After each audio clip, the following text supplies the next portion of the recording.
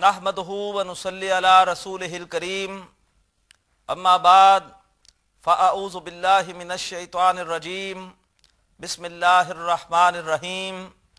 محترم ناظرین، السلام علیکم ورحمۃ اللہ وبرکاتہ۔ الحمدللہ کیو کیمپس کی عربی گرامر برائے قرآن فہمی کلاس میں ہم سورہ حدید کی آیت نمبر 8 تک پہنچ چکے ہیں، اور ہم نے پچھلی مرتبہ سورہ حدید کی آیت نمبر 8 کے اکثر حصے کا ترجمہ کر لیا تھا۔ آئیے پہلے اس کو دہراتے ہیں اور اس کے بعد آگے بڑھتے ہیں۔ آیت نمبر 8 میں اللہ تبارک و تعالی نے جھنجھوڑا، فرمایا وَمَا لَكُمْ، اور تمہیں کیا ہوا ہے، لا تؤمنون باللہ، کہ تم اللہ پر ایمان نہیں رکھتے۔ مراد یہ ہے کہ تمہارا ایمان حقیقی نہیں ہے، دل والا نہیں ہے۔ کیا بات ہے، تمہیں کیا ہوا ہے، تم اللہ پر ایمان نہیں رکھتے۔ والرسول یدعوکم، اور رسول صلی اللہ علیہ وسلم تمہیں دعوت دیتے ہیں، تمہیں بلاتے ہیں، لتؤمنوا بربکم، کہ تم ایمان لاؤ اپنے رب پر۔ رسول کسی اجنبی ہستی پر ایمان لانے کی دعوت نہیں دے رہے، وہ ایک ایسی ہستی پر ایمان لانے کی دعوت دے رہے ہیں جو کہ تمہارا خالق، تمہارا مالک اور تمہارا پالن ہار ہے۔ رسول دعوت دیتے ہیں تمہیں تاکہ تم ایمان لاؤ اپنے رب پر۔ اس کے بعد اب آگے الفاظ ہیں وَقَدْ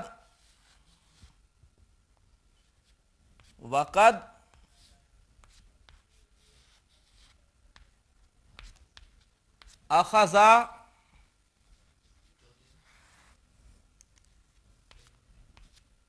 میثاقکم،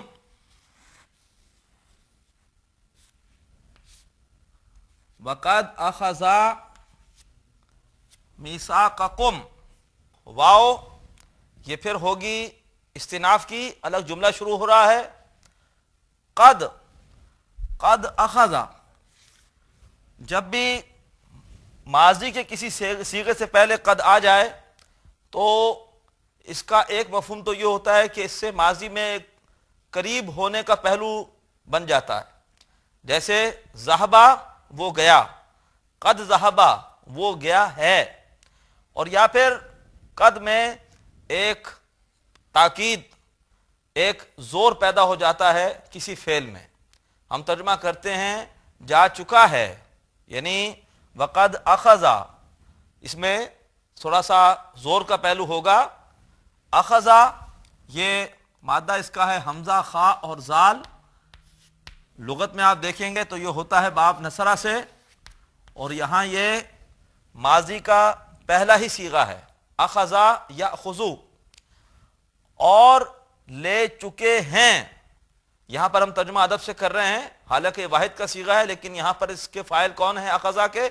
اللہ کے رسول صلی اللہ علیہ وسلم، اور رسول صلی اللہ علیہ وسلم لے چکے ہیں۔ اخذ یاخذ کا مطلب لینا، پکڑنا۔ اس سے پہلے الفاظ آئے تھے رسول تمہیں بلاتے ہیں کہ تم ایمان لاؤ اپنے رب پر، اور وہ لے چکے ہیں۔ قد کی وجہ سے ترجمے کے اندر تھوڑی سی تاکید ہے، اور رسول لے چکے ہیں میثاقکم، تم سے ایک میثاق، تم سے ایک عہد۔ میثاق یہ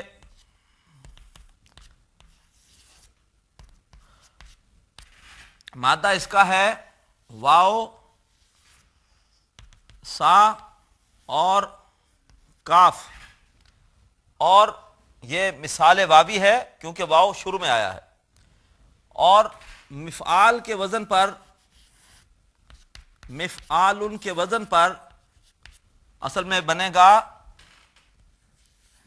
میوساکن، میوساکن، اور چونکہ زیر کا تعلق ہوتا ہے یا سے، لہذا واو تبدیل ہو جائے گی یا میں، اور یہ بجائے میوساک کے یہ ہو گیا میثاق۔ واو تبدیل ہو گئی زیر کی وجہ سے، کس میں؟ یا میں۔ اور مثال واوی میں اس کی بہت ساری مثالیں ہیں۔ مثال کے طور پر واو عین دال، اسی وزن پر اس سے ایک لفظ بنتا ہے میعاد، میعاد، ان اللہ لا یخلف المیعاد۔ اسی طریقے پر واو کاف تا سے بنتا ہے میقات۔ حج کے لیے جب جاتے ہیں تو ایک مقام آتا ہے میقات، کہ جہاں سے حاجی کو لازماً حالت احرام میں گزرنا ہوتا ہے۔ اسی طریقے پر واو زانون سے میزان، تو اکثر و بیشتر مثال واوی سے اس وزن پر اسماء آتے ہیں۔ میثاق کا مطلب ہوتا ہے کانٹریکٹ، عہد، معاہدہ، جیسے کہ نبی اکرم صلی اللہ علیہ وسلم نے یہود کے ساتھ ایک معاہدہ کیا تھا مدینے جانے کے بعد، وہ مشہور ہے میثاق مدینہ کے نام سے۔ وقد اخذ میثاقکم، میثاقکم مرکب توصیفی ہے، میثاق اس میں مضاف ہے اور مفعول ہونے کی وجہ سے منصوب ہے، کم مضاف الیہ ہے، تمہارا عہد، مراد یہ ہے اور لے چکے ہیں رسول تم سے عہد۔ جب کلمہ پڑھا جاتا ہے تو کلمہ اصل میں ایک عہد ہے جس کے ذریعے سے ہم اللہ سے وعدہ کرتے ہیں کہ اللہ آپ ہی ہمارے معبود ہیں، لا الہ الا اللہ، لہذا اب ہم آپ کی عبادت کریں گے، آپ کی عبدیت یعنی آپ کی غلامی کریں گے۔ غلام کو جیسے اپنے آقا کی ہر معاملے میں ہر وقت اطاعت کرنی ہوتی تھی، اسی طریقے پر کلمے کا مطلب یہ ہے کہ جب کہہ دیا کہ اللہ معبود ہے تو اب ہمیں ہر وقت اور ہر معاملے میں اللہ کی اطاعت کرنی ہے، یہ ہم نے اللہ سے ایک وعدہ کر لیا۔ تو فرمایا وقد اخذا، اور لے چکے ہیں وہ، مراد یہ ہے کہ رسول، میثاقکم، تم سے ایک میثاق، تم سے ایک وعدہ، یعنی کلمہ پڑھ کے تم نے بندگی رب کا ایک عہد کیا ہے، تم عہد بندگی کر چکے ہو کلمہ پڑھ کر۔ وقد اخذ میثاقکم ان کنتم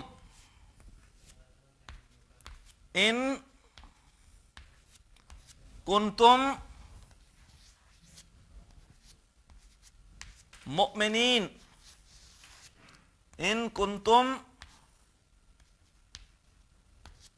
مؤمنین، ان اگر، کنتم یہ کئی مرتبہ آ چکا ہے اس سے پہلے بھی، اگر تم ہو، اگر تم ہو مومنین، مومن، جیسے سورہ حجرات کی آیت نمبر 17 میں آیا تھا ان کنتم صادقین، اگر تم سچے ہو، تو بالکل اسی طرح سے یہاں پر ہے اگر تم ہو مومن۔ مومنین، مومنین اصل میں مؤمنن کی جمع ہے، مؤمنن، اور مؤمنن کیا ہے؟ یہ باب افعال سے اسم الفاعل ہے۔ اسم الفاعل ثلاثی مجرد میں کیسے بنتا ہے؟ ہم اس سے پہلے اس کو سمجھ چکے ہیں۔ اسم الفاعل بنتا ہے فعل مضارع سے، باب افعال کا فعل مضارع ہوتا ہے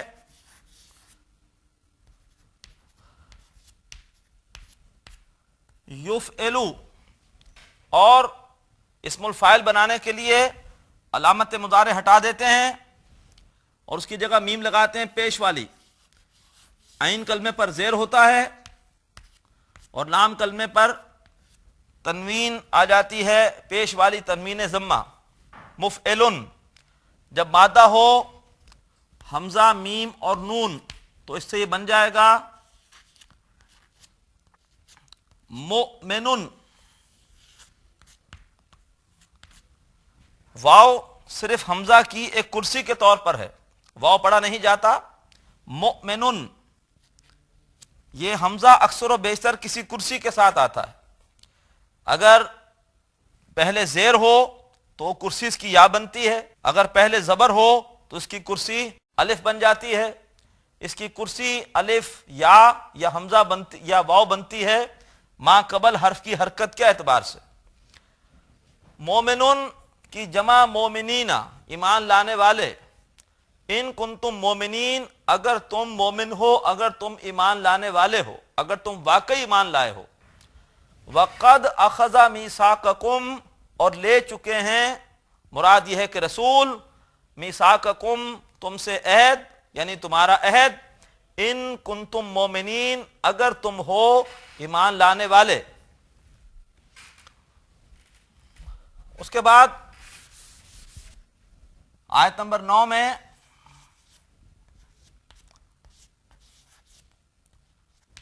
هو الذی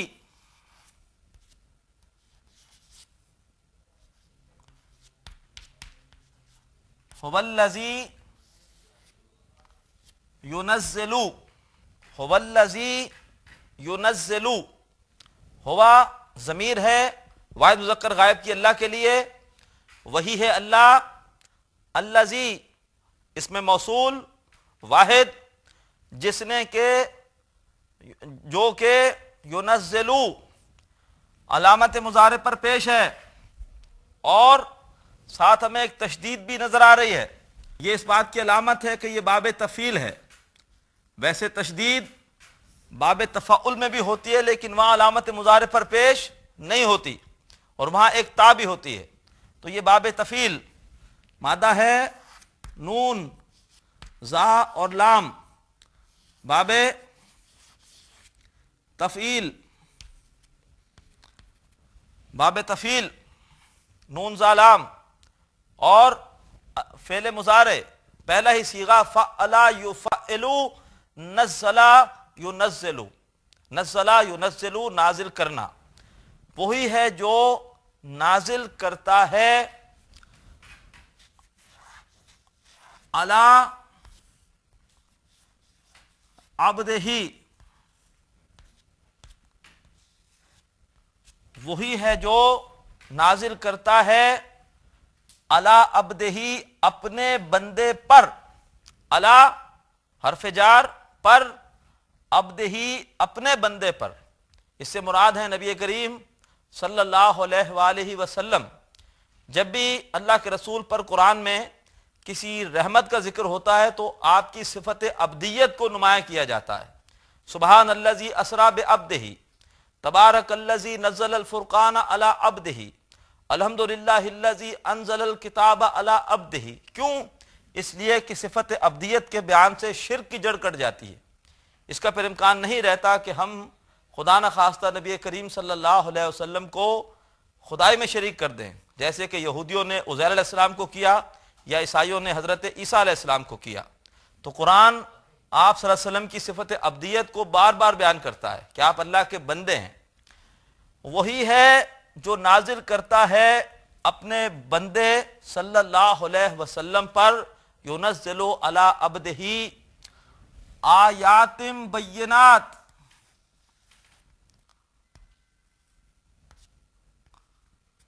آیات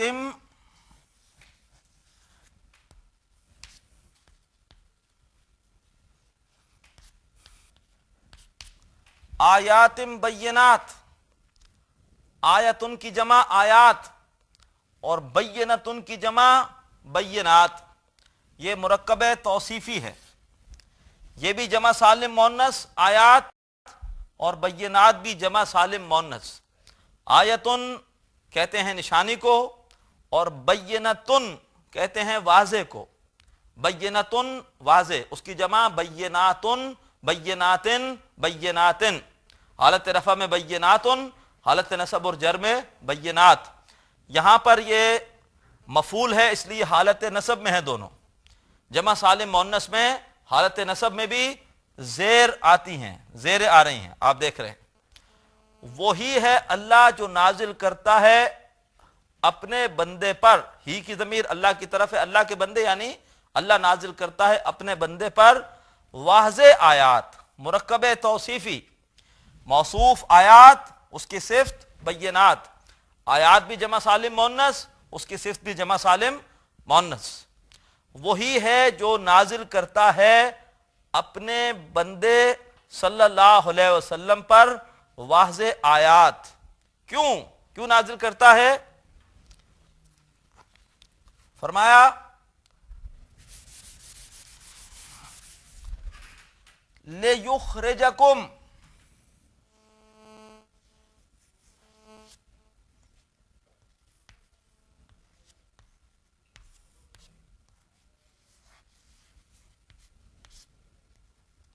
لیخرجکم، یہ دیکھیے جیم پر زبر ہے، یخرجا، یہ مضارع منصوب ہے، لام کئی ہے جس کی وجہ سے مضارع منصوب آیا ہے، تاکہ وہ نکالے تمہیں، علامت مضارع پر پیش ہے، اور یہ باب افعال ہے۔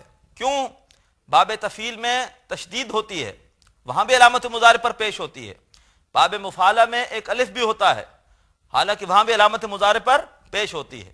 تو یہ باب افعال، مادہ خا، را اور جیم، خرجا یخرجو نکلنا، اور باب افعال میں اخرج یخرجو نکالنا۔ لیخرجکم، باب افعال مضارع کا بالکل پہلا صیغہ، واحد مذکر غائب کا، تاکہ وہ نکالے تمہیں من الظلمات،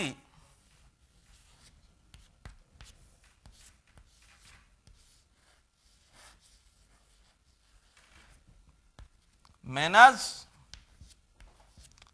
الظلماتی، ظلمتن کہتے ہیں اندھیرے کو، اور اس کی جمع سالم مؤنث ظلماتن، ظلماتن، ظلماتن، یہ جمع سالم مؤنث ہے اندھیرے، تاکہ وہ نکالے تمہیں اندھیروں سے الی النور،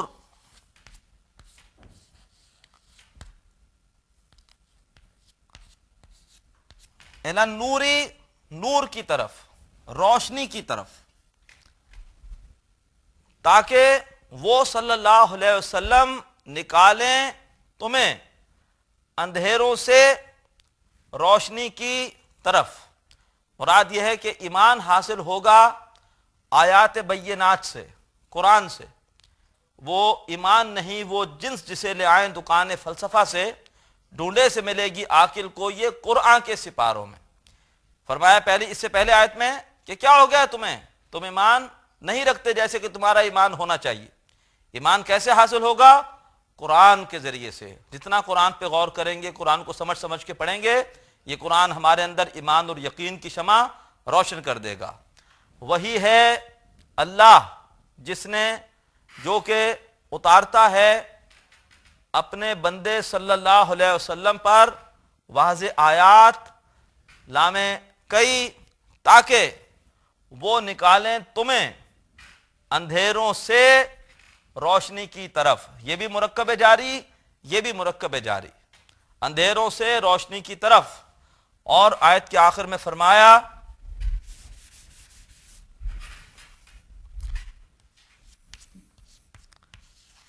وَإِنَّ اللَّهَ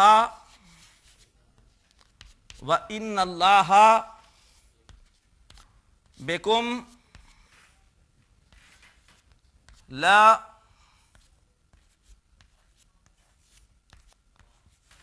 لَرَؤُوفٌ رَحِيمٌ، وَإِنَّ اللَّهَ بِكُمْ لَرَؤُوفٌ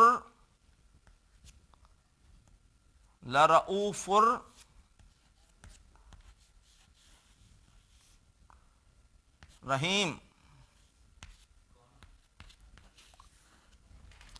وَإِنَّ اللَّهَ، اور واو استناف، ان اللہ، بے شک اللہ، بکم، تمہارے بارے میں، تمہارے معاملے میں، لرؤوف، لام تاکید والا ہے، یقیناً، رؤوف مہربان ہے، رحیم رحم کرنے والا۔ رؤوف یہ فعول کا وزن ہے، اور فعول کا وزن بھی عربی زبان میں مبالغے کا وزن ہوتا ہے۔ ودود، شکور، رؤوف، فعول کے وزن پر رؤوف اور فعیل کے وزن پر رحیم۔ بے شک اللہ، انا کی وجہ سے اللہ منصوب ہے، انا مشبہ بالفعل ہے، حرف مشبہ بالفعل۔ بے شک اللہ، بکم تمہارے حق میں، لام آیا ہے تاکید کے لیے، لرؤوف یقیناً، رؤوف بہت مہربان ہے، رحیم اور بہت ہی رحم کرنے والا ہے۔ محترم ناظرین، الحمدللہ کہ آج ہم نے سورۃ الحدید کی آیت نمبر 9 کا ترجمہ مکمل کیا، اور ایک بہت اہم بات ہمیں سمجھ میں آئی، اور وہ یہ کہ ایمان حقیقی جس کے بغیر آخرت میں ہماری بخشش نہیں ہو سکتی، وہ ایمان ہمیں حاصل ہوگا اللہ تبارک و تعالیٰ کی کتاب قرآن کے ذریعے سے۔ سورہ انفال آیت نمبر 2 میں آتا ہے وَإِذَا تُلِيَتْ عَلَيْهِمْ آيَاتُهُ زَادَتْهُمْ إِيمَانًا، جب ان پر اس اللہ کی آیتیں پڑھی جاتی ہیں، یہ آیتیں ان کے ایمان میں اضافہ کر دیتی ہیں۔ اللہ تعالی ہمیں زیادہ سے زیادہ قرآن سے فیض حاصل کرنے کی توفیق عطا فرمائے تاکہ ہمارے دلوں میں ایمان پیدا ہو۔ اگر دل میں ایمان پیدا ہوگا تو لازماً اس کا اثر ہمارے سیرت و کردار پر پڑے گا، ہماری اصلاح ہوگی، اور پورے معاشرے سے کرپشن اور غلط کام وہ ختم ہوں گے۔ اللہ تعالی ہم سب کو قرآن سے زیادہ ایمان اور نور اور فیض عطا فرمائے۔ اسی پر آج اکتفا کر رہے ہیں۔ اقول قولی ھذا واستغفر اللہ لی ولکم ولسائر المسلمین والمسلمات۔ ناظرین، ابھی آپ نے پروگرام عربی گرامر برائے قرآن فہمی کا لیکچر نمبر 43 ملاحظہ فرمایا۔ اب آپ کے سامنے اس لیکچر سے متعلق سوالات پیش کیے جا رہے ہیں۔ ان سوالات کے صحیح جواب دینے والے ناظرین کو کیو ٹی وی کی جانب سے کورس کے اختتام پر سرٹیفکیٹس دیے جائیں گے۔ سوالات یہ ہیں۔ پہلا سوال ہے میثاقن کا مادہ ہے ڈیش، اے میم سا قاف، بی یا سا قاف، سی واو سا قاف۔ دوسرا سوال آیاتم بیناتن ڈیش ہے، اے مرکب اضافی، بی مرکب عطفی، سی مرکب توصیفی۔ تیسرا سوال ظلماتن جمع ہے ڈیش کی، اے ظلمتن، بی ظلمن، سی ظلمن۔ چوتھا سوال لرؤوفن میں لام ڈیش ہے، اے لام امر، بی لام تاکید، سی لام کئی۔ محترم ناظرین، سوالات ایک بار پھر سماعت فرمائیے۔ پہلا سوال ہے میثاقن کا مادہ ہے ڈیش، اے میم سا قاف، بی یا سا قاف، سی واو سا قاف۔ دوسرا سوال آیاتم بیناتن ڈیش ہے، اے مرکب اضافی، بی مرکب عطفی، سی مرکب توصیفی۔ تیسرا سوال ظلماتن جمع ہے ڈیش کی، اے ظلمتن، بی ظلمن، سی ظلمن۔ چوتھا سوال لرؤوفن میں لام ڈیش ہے، اے لام امر، بی لام تاکید، سی لام کئی۔